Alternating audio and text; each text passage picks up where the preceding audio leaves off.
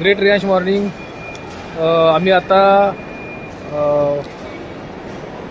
मुंबईच्या इंटरनॅशनल विमानतळावरती या ठिकाणी आलेलो आहे आणि आमची आता आतमध्ये एंट्री झालेली आहे आणि 12:55 या ठिकाणी आपल्याला थायलंडला जाणारं प्लेन आहे.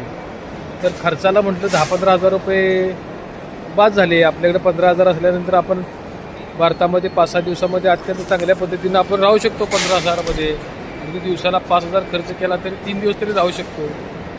15,000 म्हणजे आपल्याला भरपूर वाटतात.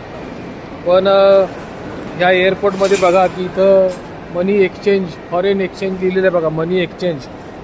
ह्या मनी एक्सचेंजमध्ये 15,000 दिल्यानंतर थायलंडची किती नोटा मिळाल्या तुम्हाला दाखवतो काय. तर थायलंडच्या बघा ह्या एवढ्या नोटा मिळाल्या. हे बघा, हे दिसतात का किती नोटा ह्या? 1 2 3 4 5 आणि 6 नोटा. हे बघा, या दिसल्या का? या 6 नोटा फक्त मिळाल्या. ह्याच्यावरून आपल्या देशाच्या करन्सीची व्हॅल्यू किती आहे आणि आपल्याला जर चांगल्या पद्धतीने जीवन जगायचं असेल तर किती पैशाची आवश्यकता आहे ह्या गोष्टी लक्षात येतात. आपला बंडल दिला की इथं नोट येते, अशी परिस्थिती आहे आपल्या करन्सीची.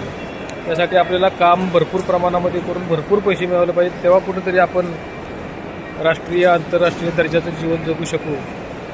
तर बंधूंनो, अशा पद्धतीने ही आम्हाला आता CMD सर पण भेटले, या ठिकाणी आमच्यासोबत आहेत.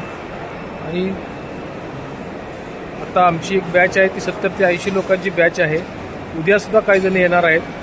तर अशा पद्धतीनं आम्ही या ठिकाणी आता सुखरूप पोहोचलेलो आहे. अजून 1 तासाभराने आमचा फ्लॅट आहे.